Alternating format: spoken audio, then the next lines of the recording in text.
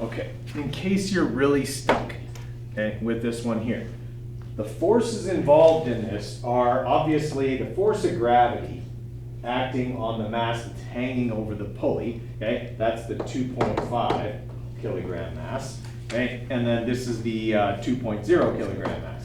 Now, the force here is F parallel because it's on an inclined plane, right? Since we know the mass of mass 1 is 2 kilograms, and we know the angle of the ramp is 30 degrees, we can calculate what F parallel is.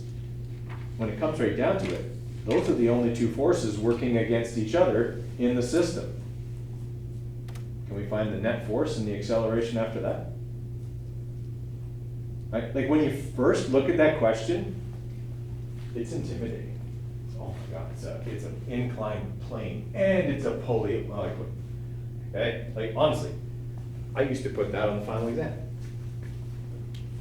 Okay? It's barely worth 5 marks. There's not that much work in it, but people would take one look at it and go, I'll leave that for later. I'll come back to that one. I'll come back to that one. Okay? In the end, what do I have to calculate? I've got to calculate this force of gravity, which is what, 24 point, is it just 5? 2.5. Okay, so we got 24.25, or 525. 525, right. Okay.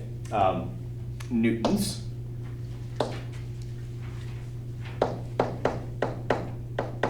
Okay, and then we would have Fg here, and that'll be 19.62 newtons. Right? This angle here is 30 degrees, so F parallel is the opposite side. Right? F parallel is always the sine of theta, in this case 30 degrees, times the hypotenuse, 19.62. All right, so this is 9.81. That throws people off sometimes. They don't like getting that as a force, but that's what it is. Okay, so I got 24.525 newtons and I've got 9.81 newtons. When it comes right down to it, this question amounts to this and nothing more. 24.525 newtons this way and 9.81 newtons that way, acting on 4.5 kilograms. Okay? So when it comes right down to it, there's not a lot to do in this question, but it looks really intimidating when you first see it. Okay? But there's no one part of it that's very hard. Okay? So when we do the net force here, so we'll just subtract the 9.81 from the 24.525. Okay, so there's our net force, 14.715. Newtons as our net force, so our acceleration is 14.715 newtons divided by 4.5 kilograms. That's going to give us 3.3 meters per second squared. Because they asked about mass 1, I can give a direction on that. It's going up the ramp. Okay. Everybody with me there? Okay, before I talk about the assignment, because I do want to give you some time today and a little bit more time on Monday to work on it, I want you to go to the last worksheet there. That's the one on force as a vector quantity. Yeah, I told you which ones I wanted on there, but for right now, I want you to work on 4 and 6. Okay, I want to be able to go over those, okay, just because they're vector questions. And it's a good thing for us to go over before I give you the assignment. Do that. Okay, so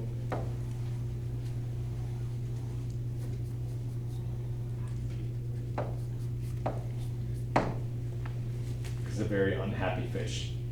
Okay, so they are being reeled in, okay, by a force that's essentially doing that, right? We know that it's angled at 45 degrees, which means that the fishing line is pulling both horizontally as well as vertically. Okay, they do tell us that resistance from the water, okay, friction essentially, so water resistance, is pulling backwards with a force of 80 newtons. How do I know that that force of friction is right straight behind the fish and not in opposition to the 45?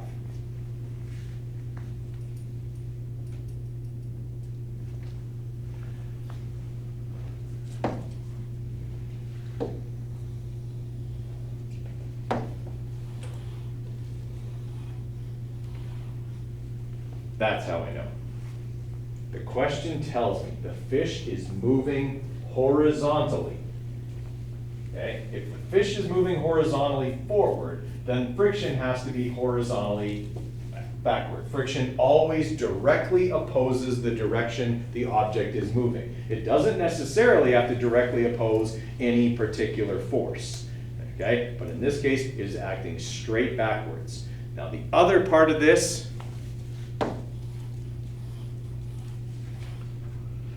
what do those two words tell me? The acceleration is 0, so what else is 0, Josh? The net force is 0. Okay, the net force is 0. The fish is moving horizontally forwards. Friction is resisting straight backwards with 80 newtons. You may have just been given something you can use to find the hypotenuse of the triangle that has the fishing line in it. I'll give you a few more minutes to see if you can figure it out. Remember that the fish is moving straight this way at a constant speed. Anybody get it? How many calculations did you have to do? 1. Does this question seem like it should have more than one calculation in when you read it? Okay, this is where, and I'm gonna say this a bunch of times, guys, but this is where being able to visualize something and understand and almost feel how forces work is so important, okay? Your ability to do math matters very little for you to be able to solve pretty much any Newton's second law question. There's rarely very many calculations in a Newton's second law question, right? It's the understanding part that's most important. Okay, if the fish is moving horizontally forward at a constant speed, doesn't matter what that speed is, if it's moving at a constant speed and there's 80 newtons backwards, there's 80 newtons forward. That's the only way it moves at a constant speed in a forward direction, is if forward and backward are equal. Okay, I've got the adjacent side to the 45-degree angle. Can I find the hypotenuse? Okay, so the cos of 45 degrees, okay, equals 80 newtons over the tension in the fishing line. If I want to find the tension in the fishing line, it's 80 divided by the cos of 45. Okay, when you do that, you should get 113 newtons at 45.0 degrees above the horizontal. Now, something else that tricks people on that one. 3 significant digits is the correct number of significant digits. Why? 0.85 has 2 significant digits. Why does my answer have 3? Okay. Wasn't used in anything. Okay, and I'll do that all the time, especially with a constant velocity question. I will throw in a velocity, it doesn't matter what it is, it could be anything. It could be the speed of light for that matter. Okay? As long as it's constant, it doesn't matter how fast it's going, the forces add up to 0. Okay? And I don't use that number to help me arrive at the final answer. Therefore, it doesn't affect the answer. Okay? Everybody with me? Okay. All right, the other one I wanted you to try was 6. Okay, this is very simply a tail-to-head vector question, but I just want to make sure we go through one that has to do with Newton's second law before we get onto the assignment. So we've got the 2 forces here. Okay, one child is pushing with 130 newtons, 15 degrees west and north. All right, so okay, there's due north. Okay, there's 130 newtons, 15 degrees. west of north. If I'm drawing a free body diagram of this, I'm going to go like this. Okay, that's 130 newtons. And then the other child pushes with 110 newtons due west. So my free body diagram would look like that, right? But I've got to obviously draw this as a vector diagram in order to get my net force. Okay, so there's due west. My resultant would look like that. Okay, and then it would have its own triangle that would look like that. Okay, simple vector addition question like you would have done in Unit 1, except instead of meters, now it's in newtons. They're all vector quantities. We add all vector quantities the same way. Okay, so yeah, we've got a little bit of calculating to do here. Okay, x is the opposite side, so we'll go sine of 15 times 130. All right, so that side's 33.6 newtons, and that's west. All right, and then we got that y is the adjacent side, so cos of 15 times 130. So that side's 125.6 newtons north. Okay, now we can do our full calculations. All right, so red x is going to be 143.6 newtons. And red, well, that's supposed to be a y, sorry. Okay, and then red y will be 125.6. All right, we do our calculations here, so a little Pythagorean theorem. Okay, so that one there, all right, plus 110. Okay, so, whoops, let's try that again. That number plus 110. Boy, struggle is real. Okay, so we've got that. Now I can do my Pythagorean theorem. Okay, so that number squared plus the 125 squared. So my net force is going to be 190.8 newtons. Okay, and I'll get the angle as well. So I'll go second tan of my opposite side, which is the 143, okay, divided by the adjacent side, which is the 125. All right, I'm getting 48.84 degrees west of north. All right, and then it wants the acceleration. All right, so the acceleration is just going to be F net divided by the mass. So that'll be my 190.8 divided by 50 kilograms, and that'll give me my 3.82 meters per second squared. Okay?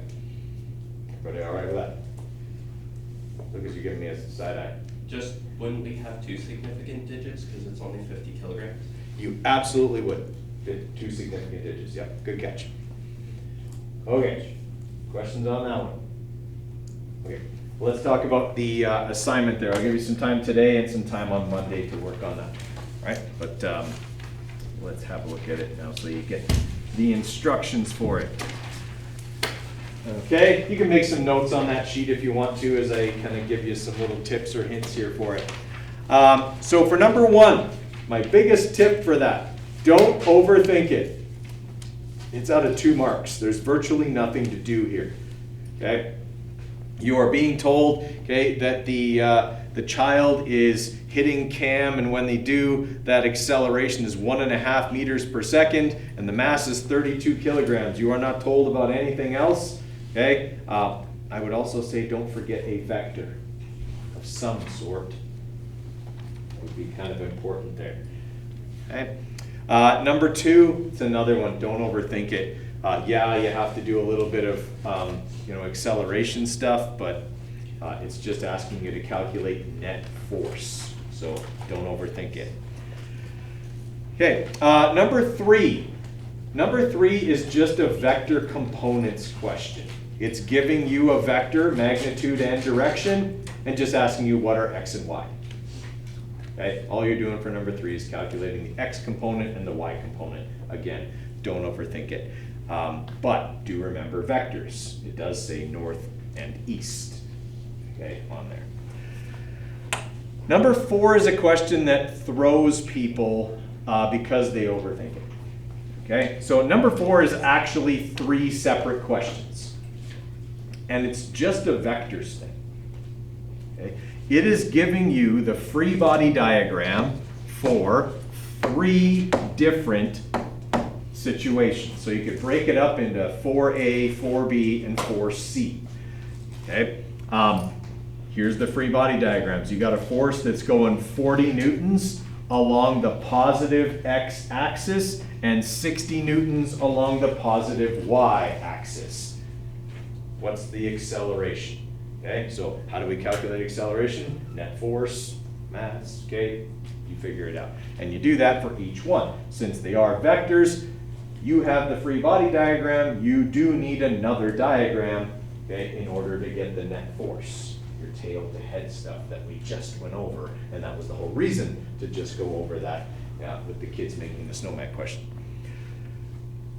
Okay, number 5 is a little bit, you got to work backwards, but it's a vector backwards.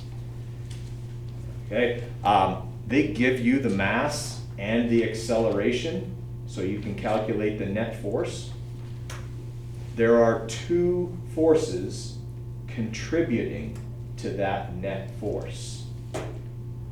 One of them, they tell you, is horizontal. It's 113 newtons directed along the positive x-axis. Okay, so that is one of the 2 forces that is contributing to your net force. Okay, now it does tell you that the net force is 21 degrees above the x-axis because that's the direction of the acceleration. The hint I will give you here is the missing force is not vertical. Right? A bunch of people think, oh, this must be really, really easy because he gave me the horizontal and I just have to calculate the vertical. The missing force does not go straight up. The missing force is also angled. Okay? So you'll have to find that missing force. Vector components will be helpful here. Okay, number 6 is the one that gives people the most trouble. It's also probably the most mathematically simple one on the sheet. Okay, so listen carefully when I give you the context here. That is your spacecraft. It's not pretty, okay? It has 4 engines. The engines are identical. You can fire only one engine at a time. And the engine is either on or off. There's no throttle. So when the engines are on, or when an engine is on, it can exert 68,000 newtons worth of force. Okay? You know the mass. You know this thing is in space. So the only force acting on the spacecraft is the engine. Okay? If you can fire one at a time, you will have to fire 2 engines. Okay, so there's 2 steps to this question. At the beginning of this question, the spacecraft is traveling in this direction at 2,170 meters per second. By the end of this question, we want the spacecraft to be going this way at twice that velocity.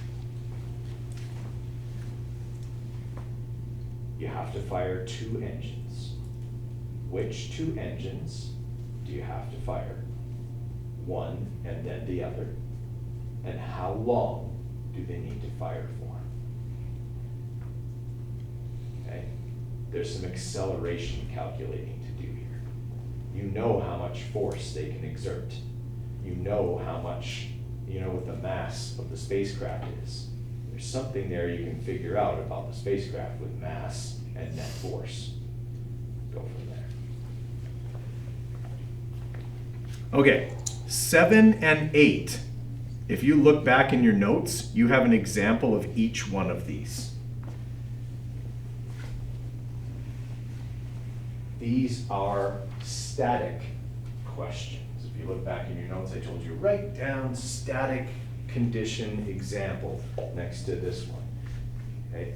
The reason they're static, the lamp in number 7 and the sign in number 8 are not moving. And that is the key part to both of them.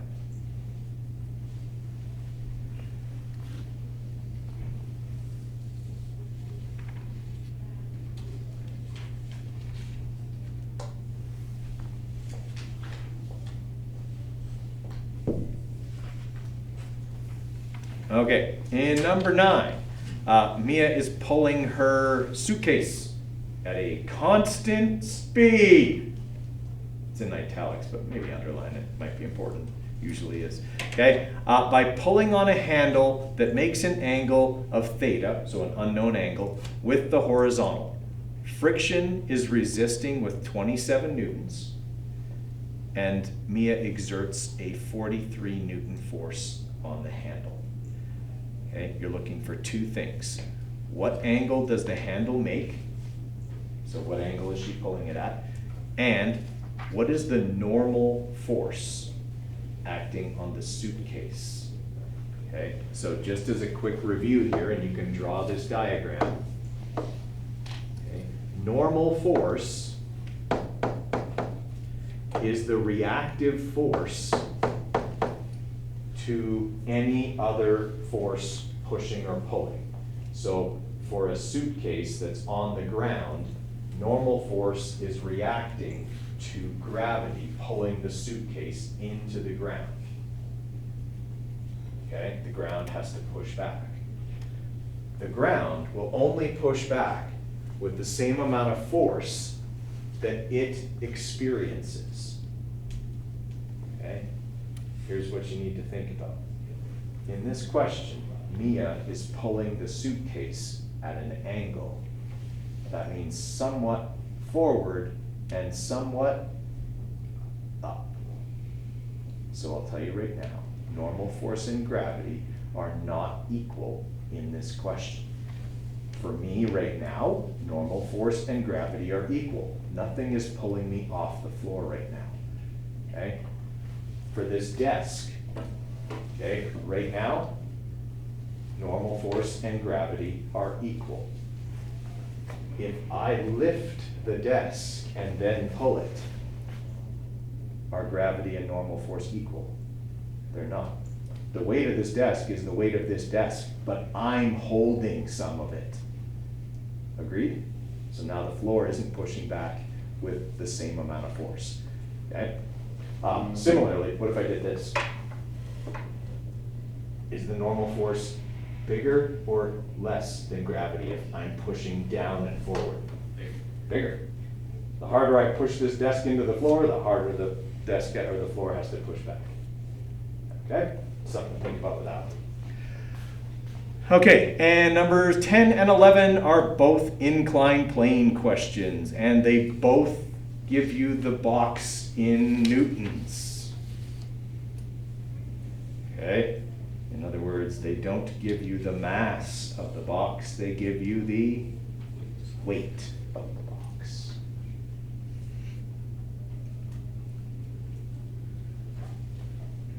All right, any questions from you guys?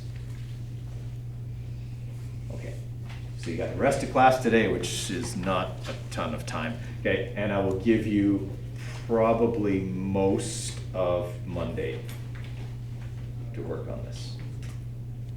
Okay, got one other thing we got to talk about on Monday. All right, this is due a week from Monday. Okay, so it's due on the 24th. Yeah, that's a week from Monday. Yeah. Yes, the 22nd is Saturday. That's a week from Monday. Okay, so you got lots of time to work on it, lots of time to come in and ask questions if you need to. Okay, and you'll get class time on Monday, so don't worry about trying to scramble and get it done on the weekend. There's no need for that. Work on your lab report instead.